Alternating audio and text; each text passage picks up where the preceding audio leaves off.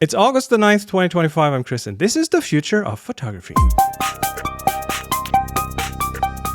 The future of photography.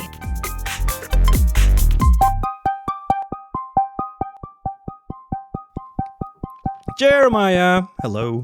Hello. Just two of us today. And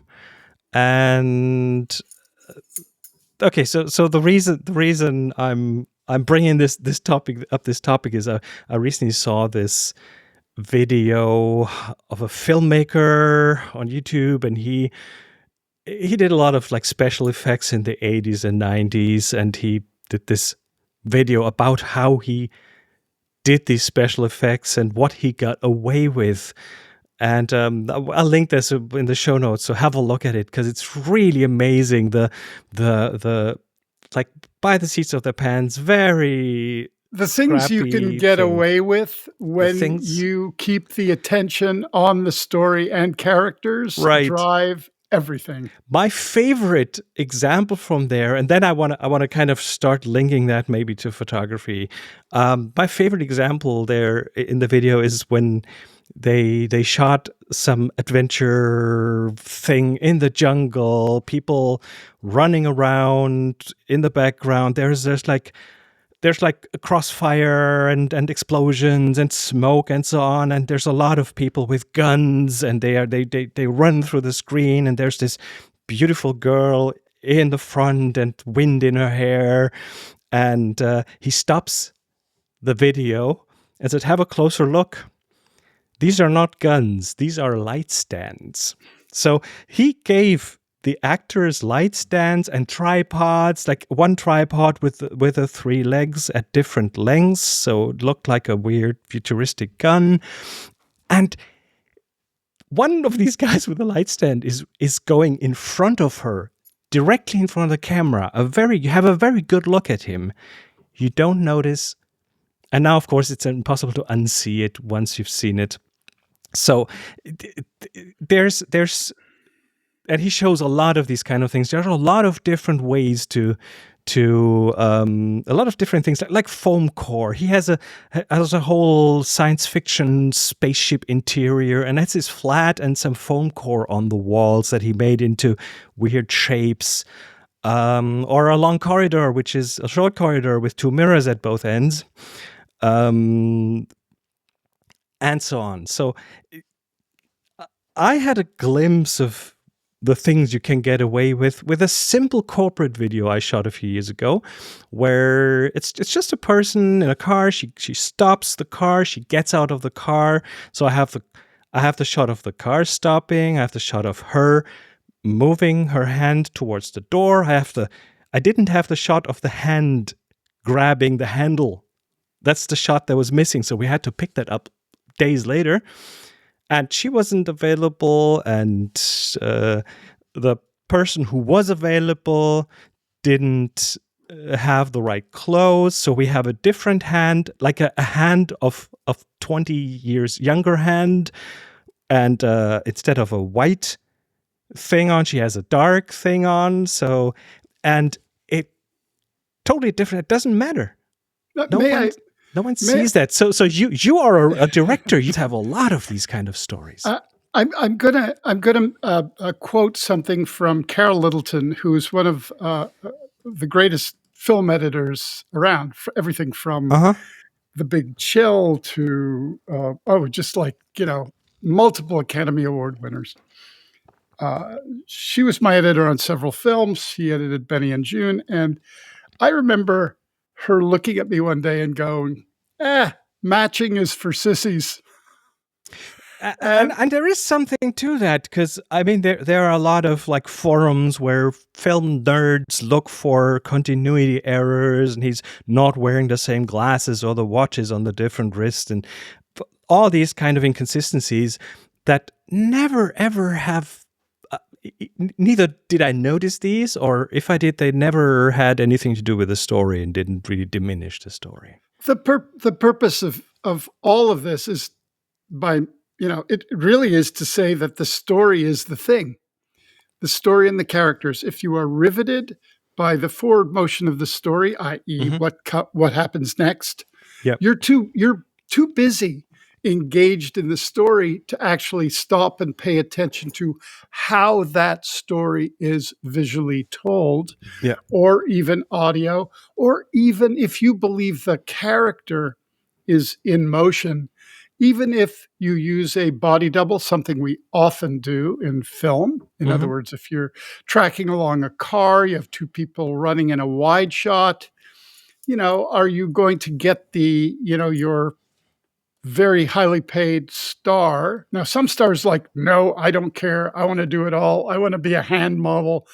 But That's the others are thing. You like, need a pickup shot of a hand. Someone else can do that, right? There's yes, this example of a Star Wars shot where you see Darth Vader's hand grabbing something, and I think it was one of the guys on set who normally, I don't know, sweeps the floor or something, whose hand that was, because who cares? It's a hand in a glove. So that's it.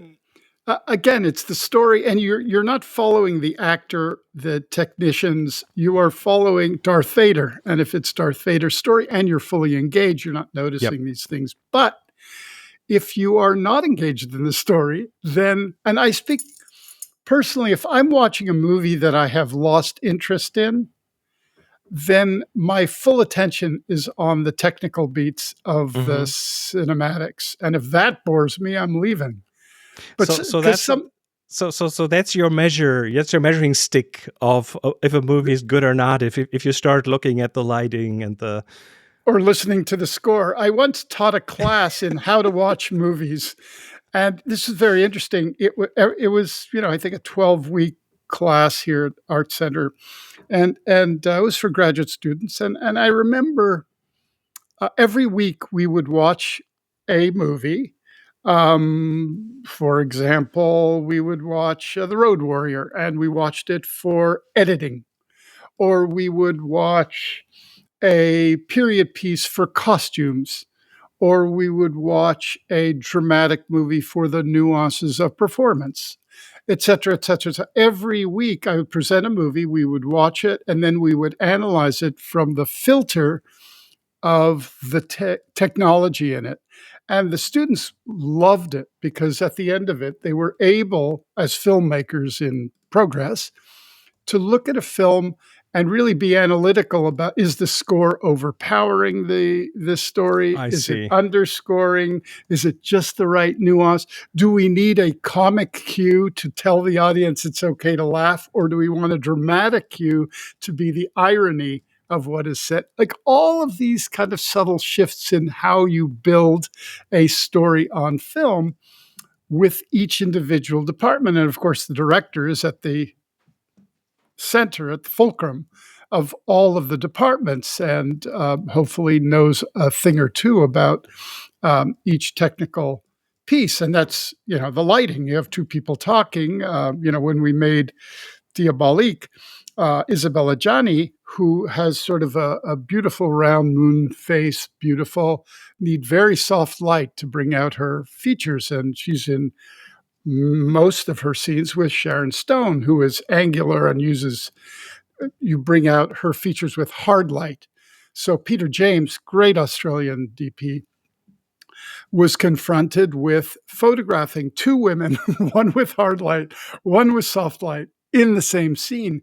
Now, you don't notice this in the telling of the story in the two of them, but if you're aware of it, you realize the genius of the cinematographer in how he was able to do that, even in wider shots. And so drawing people's attention to or away from the technical, even in the most crude ways, is under the purview of, I think, the director, and often if the director is screwed up, the editor, because the editor is responsible for, closing the water over some of these flaws, of which in every movie there are many. Yes. Awesome. So do you have any examples of the things? I mean, you shot a lot of movies and shows and things. Is there anything you can spill the beans over? Well, certainly in my first movie, Christmas Vacation, where we shot it in the summer on the back lot. And of course, it's Southern California, so the crew's around in shorts and sandals and flip-flops and whatnot. But it is absolutely winter in the lens. We were using marble dust. We were using oatmeal. We were using what do you call ivory snow soap. All of which to kind of create this feeling of snow. And if you, of course, look at it carefully, you can see that the slush is granular, not liquid. So there are things. Now, Sure. Of course, that's a bit more subtle. If I'm thinking about Benny and Joon, when Johnny Depp does his flips on asphalt and lands, boom, on his back, if you look carefully, you will see that integrated into the asphalt is a foam mat painted beautifully by the Scenics. And, these are things that you don't, of course, we're trying. Now, in some cases, I did a show called, I was a producer, called The Middleman, which is a short-lived 1-year show based on a comic book. One of the great experiences I've had in TV, but it was very surreal. And we really, we were really like, we didn't care how crude the effects were, etc. And often we would use the most silly kinds of cheap toys to masquerade as highly technical things. Or tripods, that's the thing. All of that. As these things were also, the tone of the show itself was absurdist. For example, in one episode, the big bad, as we would call the villain of the week, was a group of 40 Lucha Reyes masked Mexican wrestlers. That gives you an idea of the show, right? In another one, the victims looked like Beverly Hills men and women who had way too much plastic surgery. In other words, they looked almost like burn victims. But they were from another planet, and they were hiding out in Beverly Hills, so nobody really noticed them. And they would rob jewelry stores because they survived on eating emeralds and diamonds. Oh, okay. Oh, interesting. Anyway, all of which, if you look at all of like what they're actually eating, like some candy that is shaped like, it is pretty crude. Now, it's always that balance between kind of, giving the middle finger to the audience, like if you don't care. But on the other hand, if you're engaged in a story that is so tonally unique or tonally cohesive, nobody cares.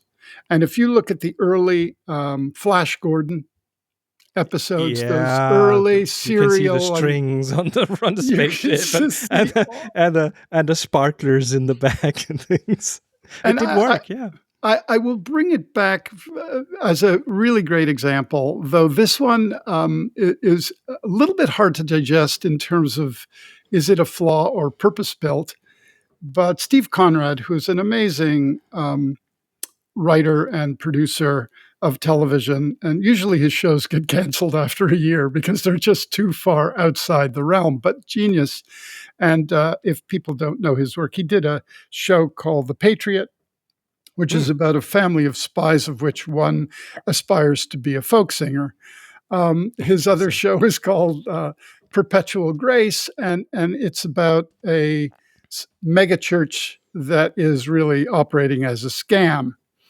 But his last show that I saw was called Ultra City Smiths. And it's a classic noir, brilliantly written about corruption in what appears to be a kind of New York urban environment, and the pairing of two cops to kind of track down the perpetrators.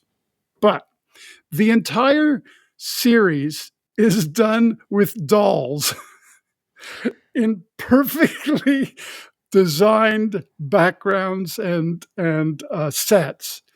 And the dolls are so well defined that within 5 minutes you forget you're watching dolls, because the characters are so compelling. And in that way, that is one of the great examples of the most absurd use of a humanoid. No disguising like these are supposed to look like real people. No, they look like plastic dolls. Yeah. They articulated some of the mouth, but that's it. And the script is, hence it's very, very overdramatic noir and hilarious at the same time. So, right. So, and so trying to bring this over into photography, and the title is "What You Can Get Away With," the things that you can do as cheap helpers and things.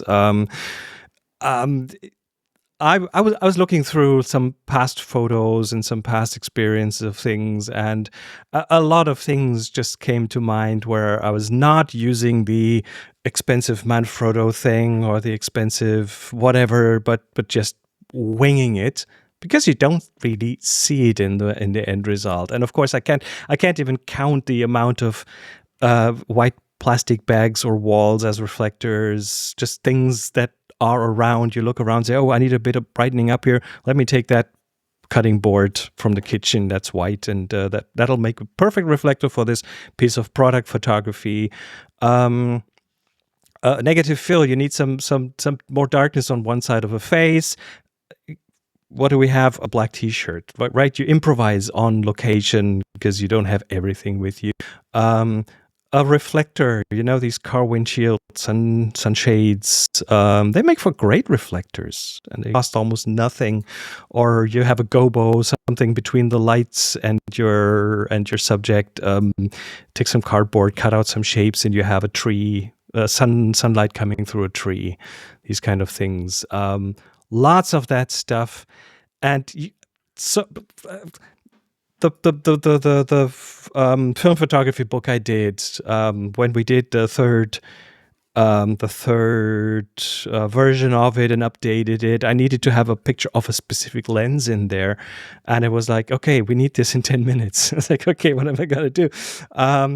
This lens went on a sheet of paper that I bent up in the back on a half-open laptop. So I had my seamless background. I fixed the corners that were not in frame with in Photoshop, and this was pretty much the photo that ended up in the book because it just works. Nice window light, So a lot of these things are just, you get away with so much stuff, and I really stopped sweating the over-the-top specific gear that you need, because a lot of the things you can just go without and get something else.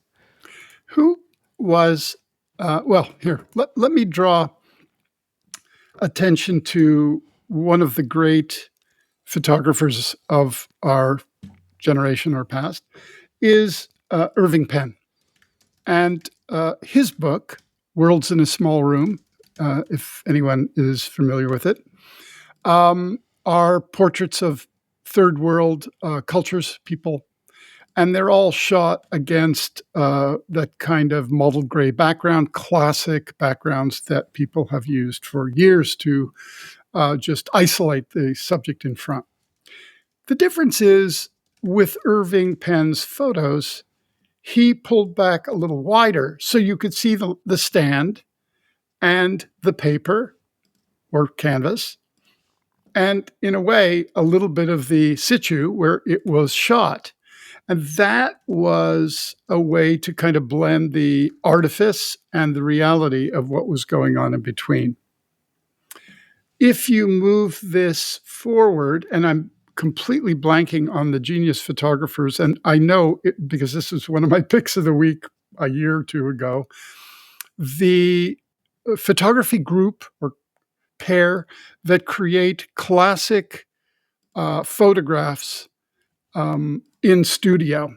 Like they'll do the Robert Capa shot, or they'll do the Hindenburg shot. I forget those guys. But their art is not the photograph as it ended up. it is the photograph of the entire framework with all of the artifice that is around it to create that. In other words, the cotton that is the cloud, and the kind of little fan that's blowing something up, or a little plastic doll that is silhouetted in the background to recreate.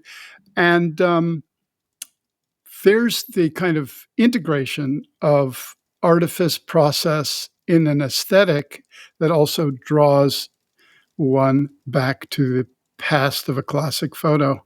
And over the course of this podcast, maybe we'll all remember who they are and dig them up. Anyway. Yeah. I remember the story that I read about. Let me find this. Edward Weston, Yeah. Pepper number 30. It's his here, I found it. Yes. I need to open this in here. Here we go. And now share the screen. It doesn't want to share the screen. Whatever. So here it is. Okay, sorry. There we go. Edward Weston and his Pepper number 30. And the story is that he has been taking pictures. And this is a beautiful photo. It's a very wonderful study of light and shadow and reflection, and the way it's embedded in the surroundings, the shape of it. Everything is great. And the story around it, he's quoted that I still had the pepper, which cost me a week's work. I had decided I could go no further with it, yet something kept me fucking into the kitchen, the end of all good peppers. I placed it in the funnel, focused with the Zeiss, and knowing just a viewpoint, recognizing a perfect light, made an exposure of 6 minutes, but with a few moments of preliminary work. So he let that thing just sit there because the light was nice, and he didn't. It was not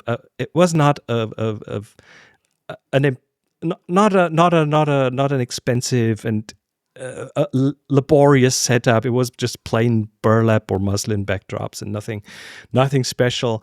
And he just started the exposure, did something else, came back, stopped the exposure, and ended up with a really beautiful photo, really amazing photo. And I find this a really good example of just trust your gut. He had that. He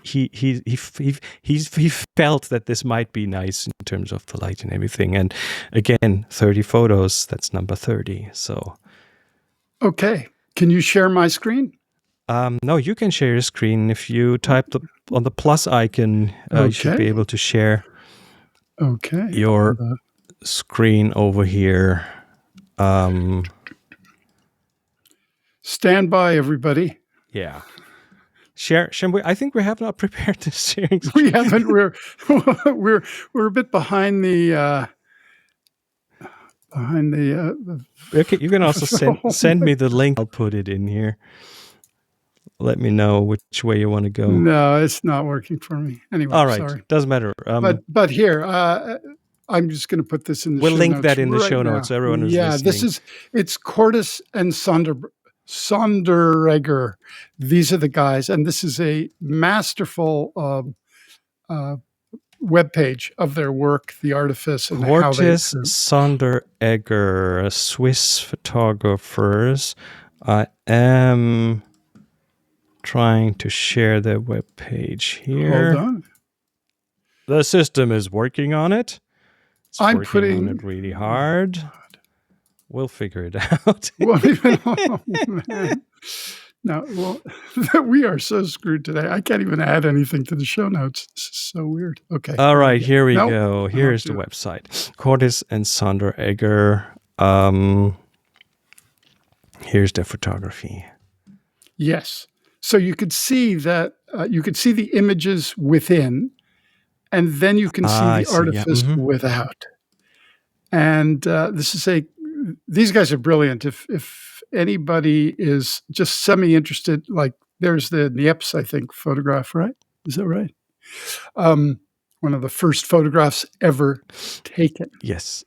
So these guys have a complete command of the history of photography and are using modern studio techniques, such as they are, to recreate them. And they also but have one of the slowest web pages on Earth. They're too busy working. Anyway, well worth a deep dive. So they recreated photos in the studio, but yeah, but and pulled back the camera. Yeah. Mm-hmm. This is lovely. Yeah. If you don't know their work, it's so absolutely there. This is a very good example of what you can get away with, which kind of puts a meta slant on that entire concept. Are you aware of Fernandez miniature photography?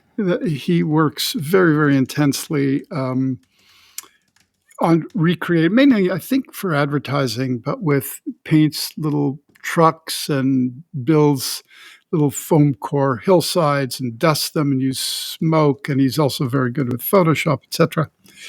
in recreating these things. Is that the Dreamatography, Hernandez? Yeah. Oh, yeah, there we go. Mm-hmm, mm-hmm, mm-hmm. Also a great example, of the recreation using artifice. And he, of course, buries the artifice. You can't, when you look at his images, you can't really tell, though his his Instagram or one of his sites does show his process from beginning to end. And it is, again, for those, I mean, you can't imagine this is these are miniatures, beautifully constructed and, lovely. Yeah. So I believe what I learned from, you always have this, it's not even a guilty feeling, but more of a, I'm not supposed to do these things because there's so much industry out there that tries to sell you specialized things and exactly and they tell you how it's done right, and you see a lot of Chris and audience. I must let my dog out. Go do that. I keep talking. You can hear him barking. I've seen that a lot, or I've been given that feeling a lot of you're not supposed to do it this way, and this prescriptiveness that I've seen and heard so much has, in some places, held me back doing something specific and doing something in a way that I found was right. Sorry. What's kept happening? Real life interfering. That's okay. So what I was saying, a lot of these like sometimes just implicit messages out there have held me back in some respects, and with the advent of a lot of behind the scenes stuff that you get nowadays, and a lot of directors and special effects people and photographers just telling how they got to that certain shot, I more and more realized over the last years that, hey, why was I not doing that? It felt right, but something in me told me to, that is somehow not right to do it that way. Chris, I have a tremendous, I guess, negative feeling outside of the educational part of it, is the preponderance of YouTube videos and TV shows about behind the scenes movie making. Right. I understand it from a teaching point of view, learning the technique. But when you basically bring all of the illusion, it's taken the magic away. It takes the magic away. And the audiences, especially, they're overwhelmed with social media. They see this, they go to the movie and they go, oh yeah, that's not real. That's a green screen. They're walking here and there. I think that is not a positive step. Is it not bringing the magic in a different way? For example, I'm a fan of Penn and Teller. And they are famous for They are. bursting open the secrecy of magic and taking their audience on a journey of like, this is how you do it. And of course, they still keep some mystery and some secrecy around things. But in general, they say, okay, there's no magic; it's just tricks. And a lot of these are way simpler than you think they are. And by realizing that's how some things are done, I feel a different kind of magic, because it's like, I remember, for example, that I always felt great when as a musician on stage, yes, but also as a sound person, creating the mix, creating the sound, the behind the scenes stuff that you normally don't really get to see, the secret sauce of how to make a vocal sound great and how to mix something together. So I think it's just a different kind of magic. I think with music, it's a little different. I would hazard a guess by going, it doesn't really matter how you kind of react to a mix and the separate parts and how they blend, because the performance of each part is magic in and of itself. And one could kind of blend these things to slightly different variants, okay. But the illusion of magic, for example, when you see somebody throwing cards across the audience landing in a watermelon that's sitting in somebody's hand, that's like mind-blowing. Knowing how did they practice? Is it real? All of those things, I think, take away from the.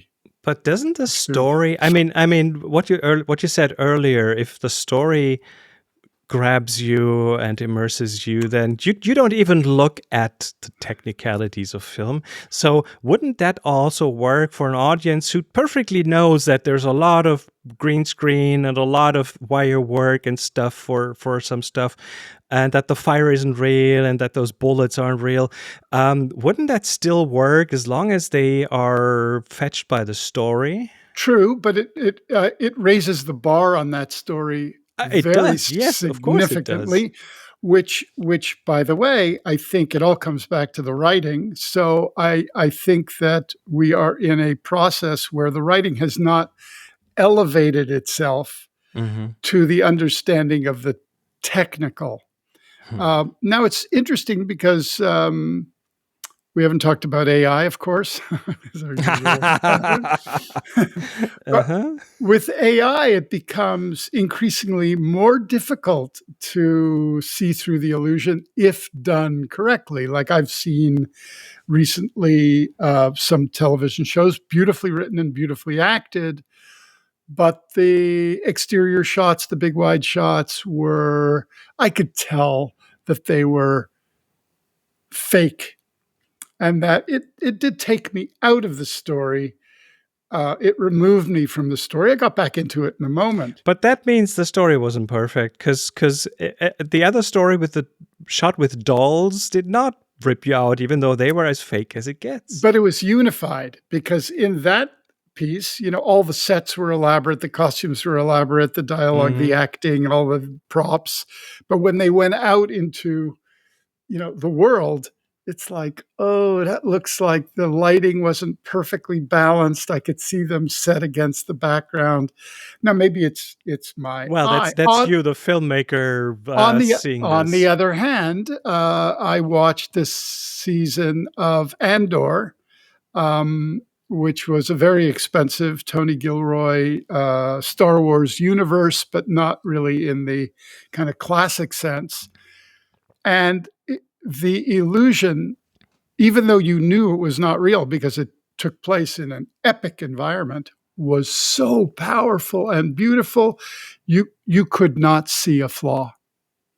So, of course, the expense of that was palpable.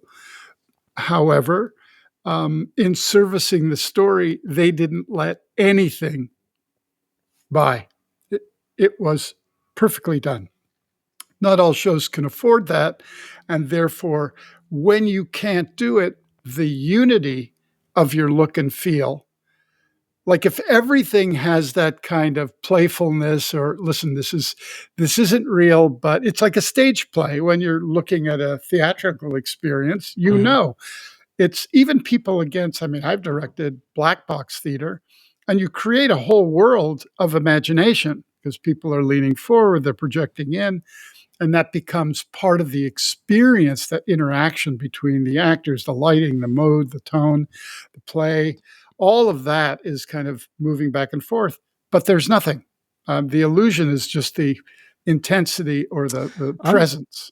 I'm curious how we're going to talk about the behind the scenes stuff in 5 years, because as you mentioned AI, and I'm pretty sure there will be a filmmaker who's 15 years old in his basement and has an amazing story, and any minute, and he creates something visually so stunning that. And it feels just right, and the story is amazing. People would never have had a chance to get into this whole area of production at an age that wouldn't have been possible in the past. So I'm curious where this will go and how this will go. For me personally, if I see a behind the scenes and I see how what elaborate technology or things they got away with, they used. For me, it doesn't take me out of the story. It's more admiration for the craft. Let me ask you a question. Sure. Don't you get more out of watching that after you've seen the movie? I like to watch a movie cold without having anything, without knowing anything about it. Yes, Same I here. do. Same here. I do. And even and no previews, no story. If someone if some people I trust tell me you got to watch this, I will shut down my ears and eyes enough. and just that's enough. Way. And then I watch it, and then I get this first time experience that you can never get again. That is just unique. It's one of the, by the way, Chris, it's one of the great experiences of seeing films at film festivals. Right. But then if I watch it and it is really that good and it really immerses me, then I don't really care about the tech and the behind the scenes. And then in a second round, I will go watch behind the scenes stuff as much as I can, because I want to figure things out and find things out. Same. And maybe they make a podcast about it and I listen to that. So I can totally do a deep dive on things if I love them.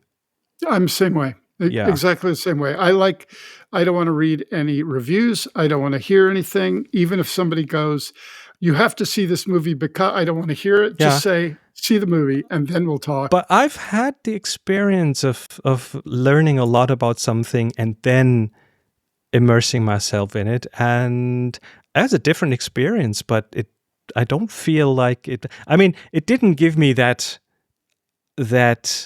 exact experience as watching something cold for the first time, but it gave me a different kind of experience that I don't think was worse, to be honest. I'm gonna just say, if I know that and this is maybe too inside baseball, but if I know that two actors hated each other, hated being with each other, hated kissing each other, just were fighting all the time. You will think of that while watching it, of course. Yes. But if I didn't know and I'm immersed in the story and then find out, I'll go like, great acting, right? So yeah. I mean, this is okay. So come on to the Discord. tfttf.com/join-tfob. It's on the screen. Go and let us know what you think about this. Because how about some picks? How about some picks? Yeah, I brought something that put me straight into nerd heaven. It's one of the most delightful things I've seen. And I'm weird, so it's probably not going to be to everyone's delight. But this is a YouTube video of Ben Jordan. Ben Jordan is a sound guy, a musician. He has a YouTube channel. He's also super nerdy about things. He goes out and collects bird song with a special microphone setup. He built a sound visualization camera. So like you can like one of these heat sensing cameras, you can point it in a room and someone speaks and you see on the screen where the sound is coming from with a heat map kind of thing. So he's done a lot of amazing things, and he just 2 weeks ago released a video with the title, "I saved a PNG image to a bird." And that's just one of the wildest things I've seen in a long time. So what he did is he got you can visualize sound as a sound spectrum. So he went and saved a picture as a sound spectrum, which shows over time the relation of different frequencies and so on. And so that picture then makes a very specific spectrum. So he has a picture in the spectrum, and then he found a bird that was in captivity somewhere in a zoo, and that is very good at mimicking human sounds. And we know that some birds can do that really well. They can mimic your phone sounds. They can mimic the shutter of a camera. They can mimic a lot of things. So he then proceeded to try and teach that bird the sound of a bird, that like a PNG of a bird in the spectrum. And he didn't really believe that this would work, but he tried it anyway. And then when he got back home, it just shows that some of that at least ended up being repeated by the bird, and he could see it in the spectrum. He only found that while looking through all the footage and all the sound when he came home, that the bird, in fact, repeated the PNG. So it's just one of these completely crazy things, but I'm totally over the moon because that's so wild and so out there. Great. So yeah, and save a PNG to a bird, at least partially, I guess. Can do that. You know, my pick is somewhat different. You brought us a book. It's very old school. It's a book. I actually have it right here, and it is called "Flashes of Brilliance: The Genius of Early Photography and How It Transformed Art, Science, and History." Right up my alley. I'm right in the middle of it. It is a fabulous read. It's just fantastic. Early photography, where photographers had to be scientists at the same time, and they had to build their own cameras, and they had to develop their own film and figure out different chemistry and things. Yeah. Oh, and the early subjects, like try and keep your eyes open for 60 seconds in blinding light, like while they, just some of these processes he describes. I had a tintype photo taken of myself, which needs a lot of ultraviolet light. So it was a modified flash that outputs a lot of UV in a very short time, and I think I almost got a sunburn from that flash. It's really strong. Yeah. Anyway, anybody who's interested in photography, and I assume that there are a few listening to this podcast, I could not recommend this higher. So I think I'm gonna get this. Yeah, I think I'll have to get this. Very cool. And it's Flashes inspiring. Of brilliance. It very certainly inspiring. Looks like it. Yes, it certainly looks like it. All right. Well, thanks for the stories, and everyone, if you want to do something in photography and it's kind of out of the norm, still do it. No one will notice. You'll get away with it. Next week we'll talk about your new toy camera that looks like a Rolleiflex. Yeah. This looks very good. Honey, I shrunk the camera. Yes, you did. Awesome. All right. Jeremiah, thanks for being here. And everyone, thanks for listening. Again, join our Discord, look at our photography, interact with us, and we'll be back soon with more. Till then, everyone, take care and bye-bye. You've been listening to The Future of Photography Join the discussion on our Discord, find the show notes and all episodes at thefutureofphotography.com, and subscribe wherever you listen to audio.